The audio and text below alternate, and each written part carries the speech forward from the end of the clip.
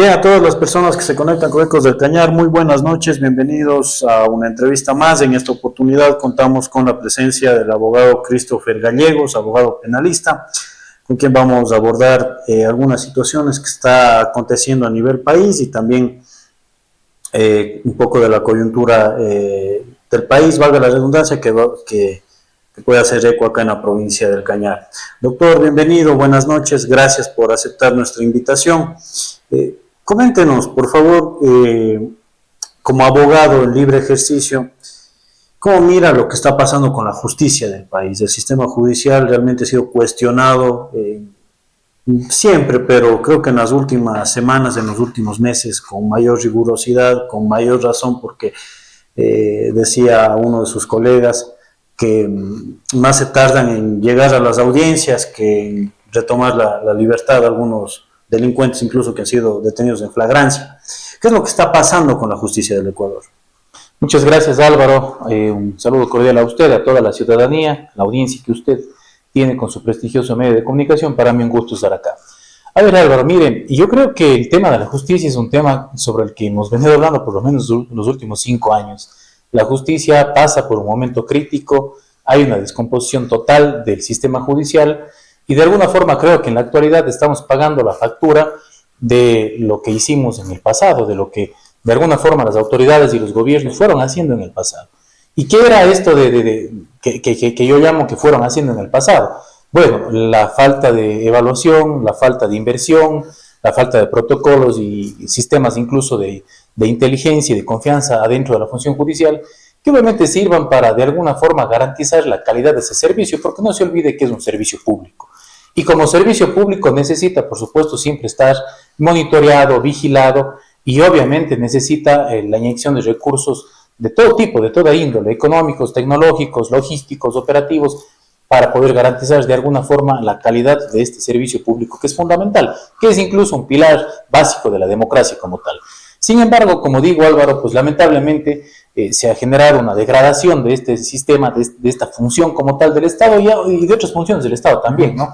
Pero creo que esta es más compleja porque al final de la jornada, por ejemplo, en materia penal, como abogado, le digo, un poco observo que de alguna manera no están cumpliendo con su rol los jueces, ¿no? No digo todos, porque obviamente siempre habrá honrosas excepciones, hay jueces a los que yo saludo, a los que yo aplaudo, pero lamentablemente hay otros que creo que por falta de capacidad, por falta de preparación y algunos incluso por falta de escrúpulos y de principios, me parece que han terminado claudicando en su rol y que de alguna forma terminan agudizando la crisis que tenemos en la actualidad, que es una crisis de seguridad, que es una crisis de justicia, que es una crisis económica. Entonces, este tipo de circunstancias o factores de alguna manera abonan a la descomposición total del Estado. Esta institución requiere, por supuesto, una intervención urgente, requiere que, en este caso, el Consejo de la Judicatura, teniendo ya ahora las plenas facultades, genere la declaratoria de emergencia y ojalá se vengan mejores tiempos para la justicia. ¿Está justificada la declaratoria de emergencia? ¿Cabe la declaratoria de emergencia? Porque hay algunas voces críticas de que se está exagerando, de que no debería. No, Álvaro, yo creo que absolutamente. Y yo creo que el estado actual de la justicia, y lo digo esto desde hace algunos años incluso, precisamente a partir del conocimiento de ciertos casos, además, yo creo que la justicia tiene que ser declarada en emergencia. No podemos continuar de esta forma, de esta manera. Se ha visto últimamente cuántos jueces incluso están involucrados en procesos penales graves. Y esto demanda, por supuesto, un proceso de depuración serio, sensato, transparente por parte del Estado, pero además demanda también que tengamos la capacidad normativa, la capacidad jurídica, como ahora lo tiene el Consejo de la Judicatura, para de alguna forma tratar de corregir este tipo de errores y suplir, obviamente, la falta de personal que tiene en este momento la función judicial. Yo creo que es importante, más allá de los números, más allá de parámetros cuantitativos, valorar la calidad de los servicios de justicia. Porque a mí lo que me interesa es la calidad, no me interesa la cantidad de operadores de justicia que hay. Entonces, desde esa perspectiva, Álvaro, yo creo que es importante, primero, rellenar las vacantes que tenemos ahí de alguna forma abandonadas. Y segundo, ver cómo lo hacemos para generar calidad, para que las personas que ingresen al sistema judicial de alguna manera no solo sean un número, no solo sean parte de la estadística como tal, sino que además, Álvaro, ayuden a solventar un problema que tenemos precisamente a partir de la idoneidad, de la competencia y de las capacidades que pueden representar estos nuevos funcionarios que pueden incorporarse a la Administración de Justicia. Pero si es que incorporamos nuevos funcionarios de los más altos quilates, ¿cómo garantizar de que no se contaminen con el sistema? Porque usted bien lo indica, el sistema está contaminado, pero ¿cómo evitar que si llegan nuevos, jóvenes, de pronto preparados y todo, se contaminen? Bueno, el primer paso, yo conversaba el otro día esto en la familia, el primer paso yo decía es, de alguna forma, sacar a los malos elementos. Ese es el primer paso porque esas son las manzanas podridas que están contaminando a los demás. Una vez que sacamos y erradicamos a estas personas que obviamente nunca debieron llegar a la administración de justicia porque se metieron o se colaron por la ventana, lo que hay que hacer obviamente es ingresar a los nuevos. Primero, insisto, a través de un proceso de meritocracia en donde se valoran las capacidades, las competencias, las actitudes, Álvaro, porque esto no es solo de vocación. Y luego, con estas personas que se incorporen al sistema de justicia, más las que queden o más las que resten del sistema judicial actual, obviamente generar mecanismos de control y de confianza como tal. ¿Por qué no acudir, por ejemplo, a las pruebas de polígrafo con los jueces? ¿Por qué no acudir a pruebas de confianza? ¿Por qué no hacer evaluaciones periódicas, como en algún momento se hizo, pero no solo a partir de los números de cuántas sentencias saca el juez, sino de la calidad de las sentencias y de los insumos que utiliza el juez para poder de alguna forma resolver un conflicto jurídico legal? Entonces, hay mecanismos normativos, jurídicos, tecnológicos, inclusive automatizados, que nos permitirían de alguna forma valorar y mantener la calidad de los servicios. Pero para eso, primero, insisto, es importantísimo que se haga el proceso de depuración. Yo siempre hablo de depuración de la policía, de las fuerzas de seguridad, ahora hablo de la depuración del sistema judicial. Mire, le pongo un ejemplo claro. No tengo nada en contra de los jueces de la Corte Nacional, por si acaso. Sí tengo todo en contra de aquellos que obviamente son vendepatrias, de aquellos que son mercaderes de la justicia y todo lo demás. Hace algún tiempo, a partir de algunos casos emblemáticos, entre comillas, que manejaba Fiscalía General del Estado, se hizo mención a varios jueces de Corte Nacional de Justicia que incluso estarían, a decir de quienes declaraban, involucrados en temas de corrupción, involucrados en temas graves de cohecho, de confusión, un montón de cosas más, ¿no? Que tenemos hasta el día de hoy, ventajosamente, en la hemeroteca, respaldo de aquellas afirmaciones de parte de estos personajes. Dicho sea de paso, personajes oscuros que eran declarantes y cooperantes con Fiscalía General del Estado. Y sin embargo no se ha hecho absolutamente nada. Entonces, yo no sé si Fiscalía actúa de manera diligente en unos casos y de manera negligente en otros casos, a propósito o a partir de un baremo de cálculo político como tal, o en definitiva es parte de la negligencia que de alguna manera rodea también a esa institución en algunos estamentos como tal. Luego, Álvaro, creo que es importante que, identificados estos personajes y siendo sometidos a un proceso de investigación riguroso, tomemos las medidas y las decisiones respectivas. Acá no puede ser uno bueno o malo dependiendo de la bandera, del color o de la ideología política que defienda. Acá el que es malo y punto. El que no cumple con su rol no cumple y se acabó. No porque es mi amigo se queda, no porque es anticorreísta o correísta se queda. Acá el que incumple un rol, porque los ciudadanos nos movemos conforme roles, Álvaro. Yo cumplo el rol de abogado. Si algún momento lo incumplo, pues bueno, no sirvo para abogado.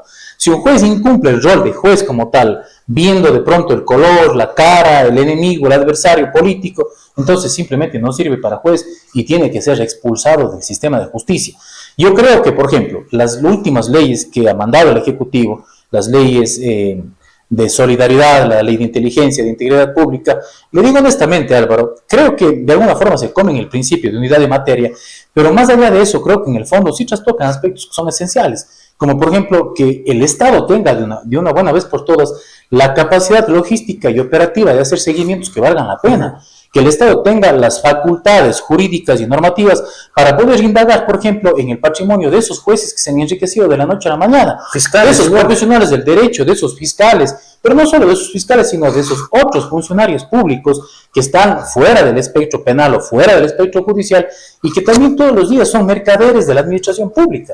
Entonces, si nosotros, de alguna forma miramos todas las reformas y las leyes que está de alguna manera promulgando el Ejecutivo, es importante entender que creo que existe decisión política y eso es lo que yo siempre he cuestionado que faltaba. Yo he sido siempre un crítico, Álvaro, y siempre lo seguiré siendo a partir de una crítica constructiva y propositiva.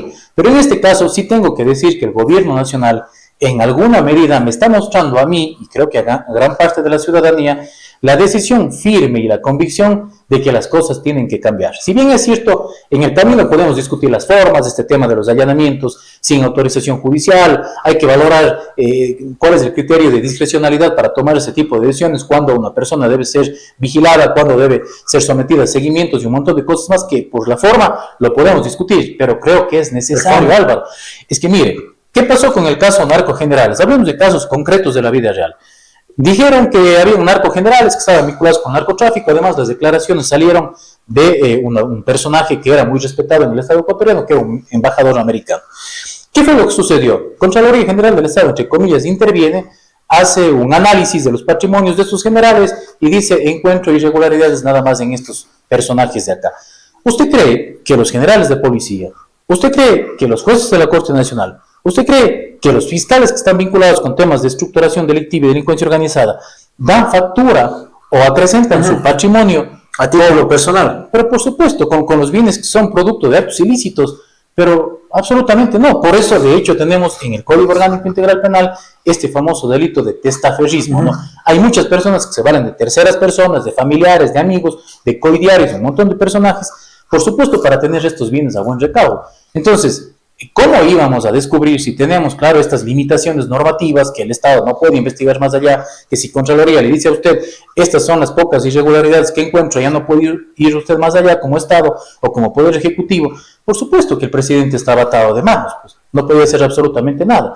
Ahora, lo que hay que controlar, insisto, es que estas leyes sean bien utilizadas y bien aplicadas, pues que no se apliquen en contra de adversarios políticos, insisto, que se pueda determinar con parámetros quizás objetivos que una persona es parte de una estructuración delincuencial, delictiva, y que por lo tanto fue allanada sin autorización judicial, y algunos casos más que podría poner como ejemplo, pero creo que es importante el tema planteado por el Ejecutivo. Y bien lo indica usted, el Ejecutivo plantea esto precisamente por el contexto actual en el que estamos viviendo, en conflicto armado interno, conflicto armado interno, y también la injerencia del crimen organizado. ¿Cuándo llegó el crimen organizado a la justicia del país? Bueno, y yo, Álvaro, tengo sospechas de que el crimen organizado empezó a permearse en los servicios de inteligencia, en las instituciones del Estado vinculadas con el sector de justicia a partir del año 2016-2017, ¿no? Tengo algunas evidencias, de hecho, de que podrían de alguna forma sustentar la hipótesis que yo mantengo. Sin embargo, puedo también estar equivocado, pero creo que fue en esas fechas en donde empieza un proceso de descomposición de algunas instituciones del Estado que no eran perfectas, que no trabajaban del todo bien, pero que creo que tenían una cohesión y que estaban articuladas bajo un mismo presupuesto normativo, jurídico, y bajo finalidades absolutamente claras, que estaban de alguna forma también cohesionadas y que servían para fines absolutamente prácticos o pragmáticos como tal. Pero a partir de ahí yo creo que empezó un proceso de pugna de poderes, y entre esa pugna de poderes, que principalmente era política, me parece a mí que se terminó infiltrando también el narcotráfico, la narcodelictividad, el financiamiento grueso ya a las campañas incluso presidenciales, de alcaldes y un montón de cosas más que siempre van a estar por ahí flotando. Entonces, creo que desde ese año, si se quiere, con mayor énfasis, porque esto no significa que antes tampoco no habían funcionarios corruptos o que no habían personas que de pronto estaban vinculadas con estos temas, pero yo creo que ahí de alguna forma se acentúa el problema, se agrava, se agudiza el problema y empieza a volverse crónico, ¿no? Cada año empieza a empeorar, y terminan de alguna forma cooptando absolutamente todo. Cuando cooptaron las agencias de inteligencia, yo creo que ahí el país caminó a la deriva en materia de seguridad, porque al final de la jornada estas son las agencias que le permiten tener una respuesta pronta al Estado, que le permiten al Estado no ser vulnerable frente a la delincuencia. Yo siempre pongo el ejemplo, no se trata de que el Estado tenga más carros de medicina legal para levantar los cadáveres, sino se trata de que la gente no mate, que la gente no muera. Entonces, para tener ese tipo de capacidades y competencias estatales, obviamente necesitamos un sistema de inteligencia sumamente gordo en cuanto a capacidades, a logística, a operatividad, a recursos, a insumos, precisamente con el propósito pues de estar un paso adelante del crimen y obviamente no ser vulnerable a aquel. Y creo que eso es lo que está sucediendo un poco con estas leyes, que le digo honestamente, Álvaro, las he leído con detenimiento. Hay algunas cositas que sí me preocupan, pero insisto, creo que son temas que al final de la jornada se pueden corregir. Yo tengo entendido que incluso las Fuerzas Armadas están trabajando ya en los reglamentos para poder hacer viable todo este tema de los mecanismos y los sistemas nacionales de inteligencia. Y creo que eso va a ser fundamental. La gente tiene miedo, la gente no se quiere rehuir a la responsabilidad. Y se ha manejado políticamente de que sí me va a intervenir el teléfono. A ver, Álvaro, si usted no delinque, no pasa nada, que le intervengan, que escuchen todo lo que usted quiera, que vean sus operaciones económicas. Pero si usted es un delincuente y usted paga a gente de la función pública y usted delinque abiertamente, entonces va a estar en problemas, por supuesto.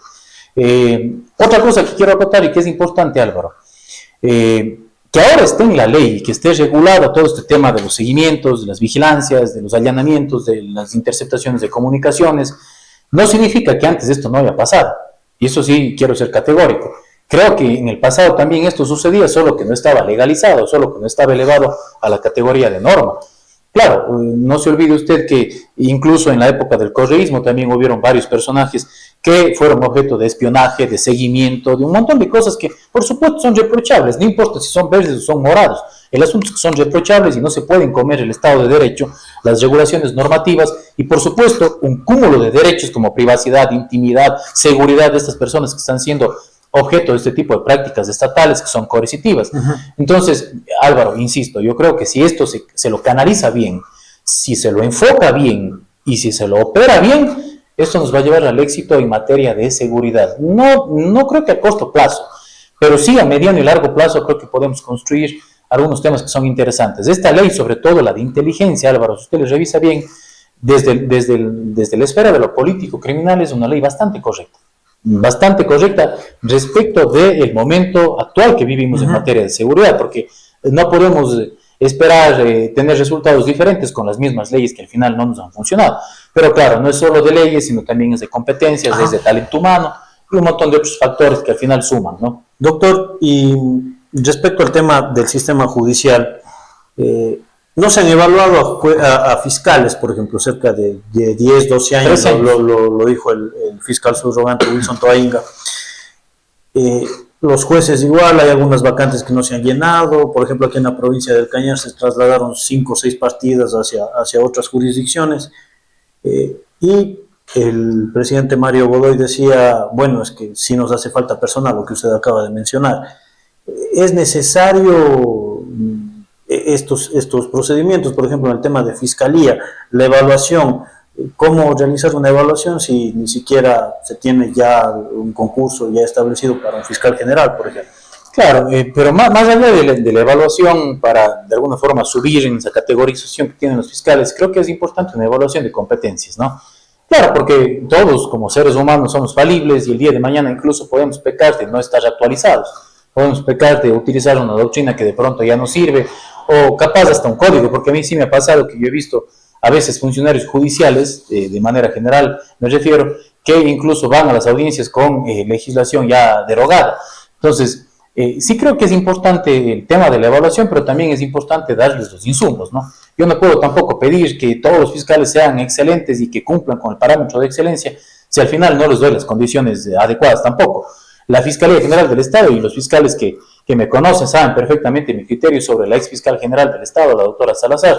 Yo creo que hizo un trabajo muy poco, si se quiere, viable respecto de la institución como tal. Yo creo que no se ha hecho mayor cosa. Me parece que durante esos 6 años que ella estuvo al frente de la institución, no se vieron de alguna forma respaldados los funcionarios de Fiscalía General del Estado, respaldados, digo, primero en el compromiso profesional de una persona que dirija, obviamente, que regente esa institución. Segundo, creo que no tuvieron los insumos, no tuvieron los recursos, no tuvieron la protección. Fíjese usted cuántos fiscales fueron asesinados. Entonces, todo tiene que ser ecuánime, ¿no? No puedo yo tampoco decir, no, es que todos los fiscales no sirven porque son corruptos. No. O sea, mire, sí hay temas de corrupción, hay polos que tienen que ser necesariamente valorados, pero creo que también es importante, hacernos responsables como líderes de las instituciones del Estado y reconocer que también no hemos estado a la altura de lo que demanda el país, de los problemas, de los conflictos, de aquellas demandas en materia de justicia. Entonces, si yo no le doy los insumos, no le doy los recursos al fiscal, de alguna forma, ¿qué le puedo exigir? El fiscal está cumpliendo con lo que puede, está cumpliendo con lo que tiene. Vaya a ver cuántos fiscales ahora mismo están trabajando bajo amenaza del crimen organizado y no tienen protección estatal. O hay algunos fiscales que son aliados en cambio del crimen organizado. Sí, hay unos que son aliados porque de alguna forma no tienen una vinculación ético-social con las reglas del derecho. No les interesa respetar el derecho, son fiscales pillos y se acabó. Pero hay otros que de alguna forma han cedido posiciones, deponen su posición y su rol de fiscal. Yo creo que por amenazas, por falta de garantías, por falta de recursos y de compromiso por parte del Estado. O sea, una golondrina no hace verano. Entonces yo creo que el problema es un problema global y por eso digo que estas leyes de alguna manera me simpatizan, Álvaro. No puedo negar eso, me simpatizan en la medida en la que, por supuesto, están enfocadas para de alguna manera generar ese respaldo. Por ejemplo, yo le pongo un ejemplo bastante simple. Todos los funcionarios que hagan parte de hoy en adelante del Sistema Nacional de Inteligencia y de los subsistemas de inteligencia estarán protegidos, ellos y sus familias. Ese creo que es un paso súper importante porque al final, ¿quién va a manejar la información sensible en este tipo de temas que son obviamente de alta complejidad? Deben estar protegidos. Pero además, con esta normativa no solo se les protege cuando están en el cargo, porque claro, cuando estamos en el cargo no hay inconveniente, estamos encapsulados, tenemos seguridad y todo lo que usted quiera. Esta ley de alguna forma propone o faculta a que el Estado les dé protección incluso un año después de haber salido de las tareas delicadísimas de manejar información sensible en cuanto a criminalidad organizada o delincuencia como tal. Entonces, me parece que sí hay avances que son importantes, ¿no? Si hay funcionarios que están lidiando y codeándose, obviamente con conflictos de esa envergadura, tienen que ser protegidos por el Estado, pero no solo cuando están en el cargo, sino después. Porque claro, cualquier grupo de delincuencia organizada no va a querer tomar una decisión en contra de la integridad de estas personas cuando están protegidos, sino cuando han dejado el cargo y han dejado el poder. Entonces hay cositas así que son bastante interesantes y que yo pienso que podrían abonar a la solución del conflicto. Doctor, pero hay algo fundamental. Usted habla de que se ha permeado la delincuencia organizada en el sistema de justicia, jueces, fiscales, también que tienen amenazas. ¿Qué pasa con el ámbito privado? ¿Qué pasa con los abogados en libre ejercicio? Porque de ellos también depende, ¿no? También, bueno, éticamente escogerán a sus clientes, pero sin embargo, esos tentáculos de la corrupción también llegan hacia ellos. Sí, sí, Álvaro, es triste, lamentablemente los profesionales del derecho, hay algunos que dejan en muy mal predicamento la profesión. Vea usted tus casos como Metástasis, Purga y otros casos más, que son delicados y que de alguna forma exponen a ciertos profesionales del derecho que también se dejaron de alguna forma tentar por la criminalidad organizada, por el dinero fácil, por el éxito profesional rápido, y que no han sabido valorar y de alguna forma no han estado conscientes de que lo que hay que disfrutar es cada paso del camino, ¿no? En conciencia y en tranquilidad creo que se pueden hacer bastante bien las cosas. Hay casos que son graves, que deben por supuesto ser investigados y que obviamente responden, yo creo que intereses que son ya protervos, privados, económicos, que lamentablemente abonan a este problema, ¿no? Que tenemos de corrupción judicial. Si hay jueces que son corruptos, es porque hay abogados que propusieron ese marco de corrupción, es porque hay abogados que no se defienden determinadas causas y en algún momento, en vez de resolver con el derecho y en discusión en una audiencia judicial, prefieren resolver con el dinero quizás afuera de una sala de audiencias. Entonces, claro, es todo un conglomerado de personajes o de actores que de alguna forma se confabularon o que aprovecharon la erosión del sistema institucional del Ecuador y que en su momento lograron, no sé, acaudalar ciertas fortunas, patrimonios que les permiten... ¿Cuánto se mueve económicamente? Álvaro, es una locura. Si usted revisa números, yo he revisado incluso, por ejemplo, los datos del tema del lavado de activos, de cuánta gente evade impuestos, de cuánta gente no declara el trabajo que obviamente hace. Estamos hablando de miles de millones de dólares. Por ejemplo, en el lavado de activos estamos hablando de que el año anterior, en 2024, en el Ecuador se lavó, según cifras oficiales, más o menos 30 mil millones de dólares. Es una cantidad abismal, ¿no? Y que obviamente pues, no puede de alguna forma ser controlada por la Unidad de Análisis Financiero y Económico, que tiene apenas un número ínfimo de funcionarios operativos y logísticos trabajando a lo largo y ancho del país. También abona al problema que los bancos no cumplen con su rol, que los bancos en ocasiones generan alertas por depósitos de $2,000, pero en otros no generan ningún tipo de incidente por depósitos de 30 mil, de 40 mil dólares. También abona al problema que tenemos en la superintendencia de compañías, cuando, por ejemplo, usted abre una empresa que al final de la jornada no tiene ningún tipo de supervisión y que no va a generar la prestación de un servicio o que no va a poner a disposición un producto final, sino que simplemente es una empresa de fachada. Claro, vaya a ver cuántas empresas hay y vaya a ver las capacidades operativas que tienen las super de compañías para saber si realmente puede andar monitoreando y haciendo el seguimiento de si todas las empresas constituidas y registradas en esa superintendencia realmente están cumpliendo con la razón social o con el objeto social para el que fueron creadas. Entonces, yo por eso decía, Álvaro, lamentablemente la criminalidad sobrepasó las capacidades del Estado. Ahora, por ejemplo, con esta ley de inteligencia, a mí me parece súper importante que se crea un subsistema nacional grande, general, y abajo de ese sistema nacional están subsistemas que están articulados, porque lo que ha pasado un poco con el Estado ecuatoriano es un poco chistoso, ¿no? Por un lado, información de la Policía Nacional, por otro lado, información de las Fuerzas Armadas, por otro lado, información de la Unidad de Análisis Financiero y Económico.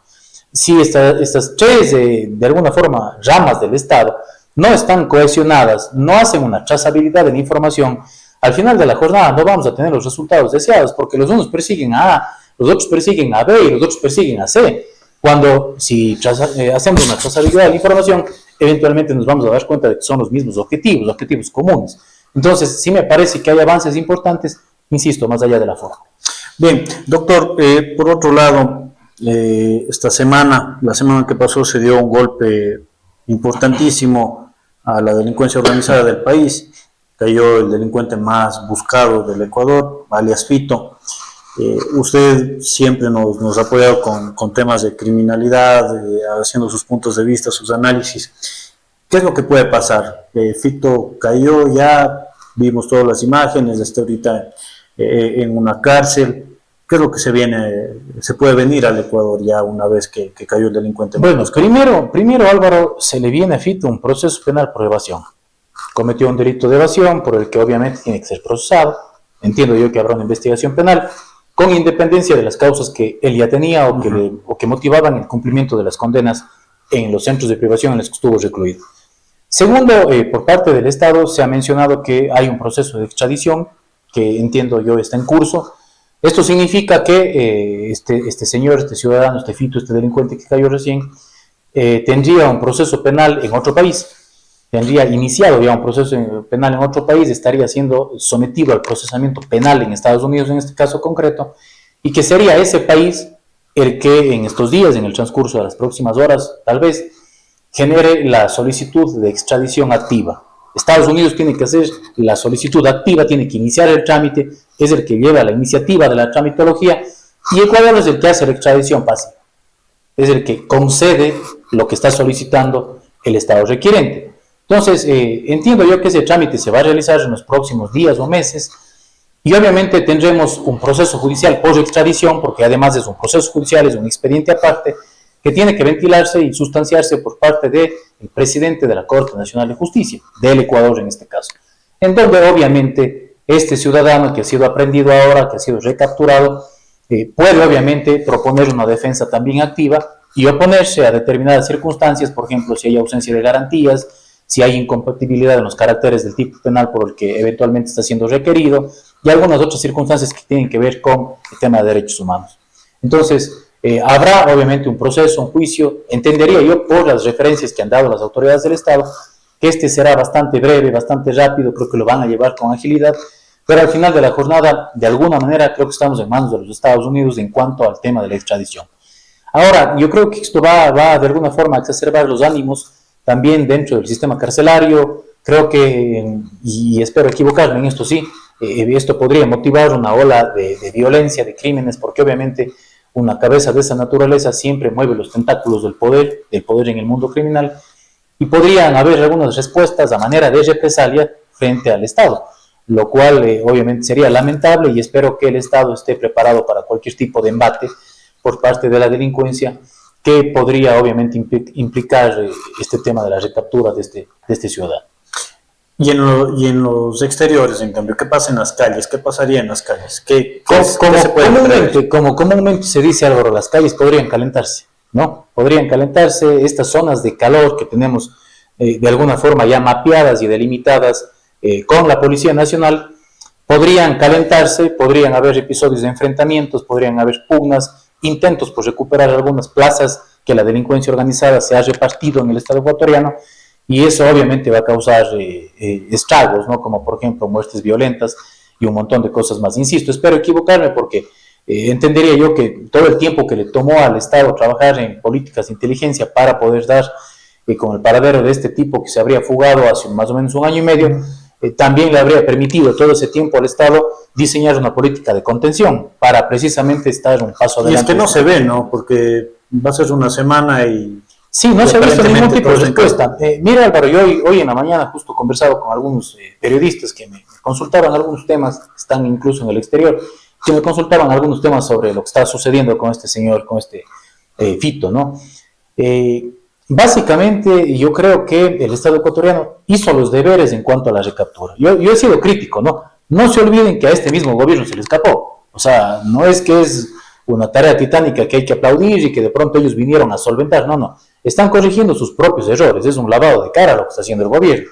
Pero al final de la jornada terminan cumpliendo con su rol, terminan haciendo los deberes, porque si usted un poco revisa la información de inteligencia, desde el mes de enero, esta casa en donde es ubicado Fito estaba siendo sometida ya a pesquisa o a investigación como tal por parte de las agencias de seguridad, y no es sino hasta hace pocos días que deciden obviamente ya ingresar con otro tipo de tecnología, creo que con otro tipo de información también, con mayor seguridad de que el tipo realmente estaba ahí, y obviamente terminan con el resultado que todo el mundo creo que esperaba. Pero más allá de eso, Álvaro, creo que es importante porque, insisto, todo el contingente que se ha movilizado, todos los sistemas concatenados, Fuerzas Armadas y todo lo demás, con Policía Nacional, me parece que están demostrando que sí pueden articular una fuerza dura, un brazo duro de respuesta, de bloque de seguridad. Sí, creo que el bloque de seguridad me parece a mí que hace un trabajo formidable, le digo honestamente, porque yo he visto unas 2 o 3 intervenciones en diferentes lugares de la patria que han dado resultados que han sido evidentemente contundentes. Pero Álvaro, como yo siempre me catalogo, el problema no pasa solo por represarlos, ¿no? Sino por controlarlos, por contenerlos, porque al final del día, ¿qué sacamos si mañana ingresamos a Fito en La Roca y pasado mañana nos corrompe a los agentes de seguridad, nos corrompe a los militares, como ya ha pasado en otros escenarios, y al final del día terminan solamente cambiándose de lugar, se mueven geográficamente de Manta a Guayaquil, pero al final siguen operando? Entonces, el asunto pasa un poco también por contener. Creo que el gobierno ha dado muestras de contención en las cárceles. Ya no tenemos las famosas masacres de Guillermo Lazo, por ejemplo, o de Lenín Moreno. Ya no tenemos este tipo de eventos que por supuesto eran lacerantes, pero también eran vergonzosos, incluso desde la perspectiva internacional, desde la óptica internacional eran vergonzosos porque eran 40 muertos en una cárcel, 60 en otros, y son espacios que se entiende están controlados, hipervigilados por el Estado ecuatoriano.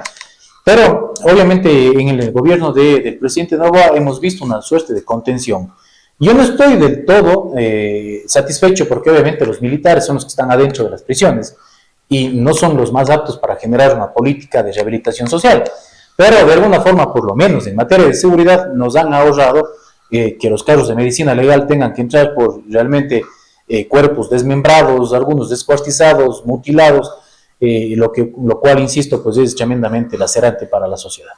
Al parecer, la reacción debería haber sido de inmediato o se estaría planificando. No necesariamente, Álvaro. La experiencia sugiere que incluso hay eventos en los que, por ejemplo, un mes y medio después y hasta 2 meses después, recién ha empezado de alguna forma a detonar el problema como tal. Puede ser que se encendió ya la mecha y que estamos simplemente esperando a que llegue a su culmen y explote.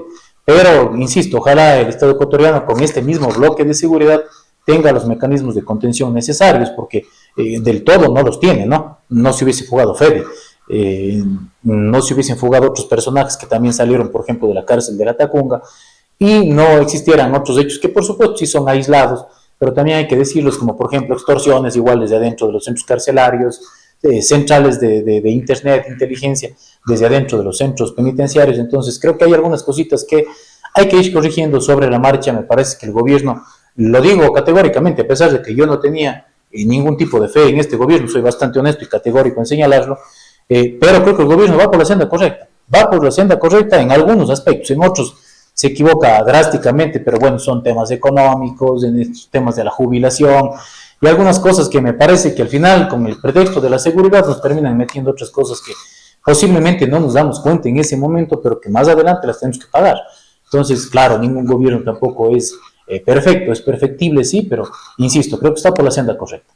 Dejo sus palabras finales, doctor Christopher Gallegos, le agradezco mucho por su tiempo y por la entrevista. Muchas gracias, Álvaro.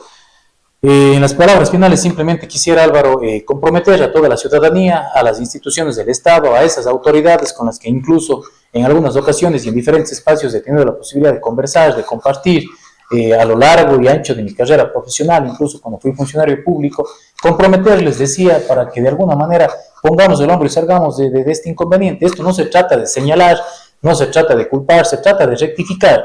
Yo creo que todos nos equivocamos, todos somos susceptibles de cometer errores, pero al final de la jornada, si nosotros ponemos de nuestra decisión, ponemos de nuestra parte, le cargamos esa voluntad necesaria, creo que podemos salir adelante como pueblo ecuatoriano.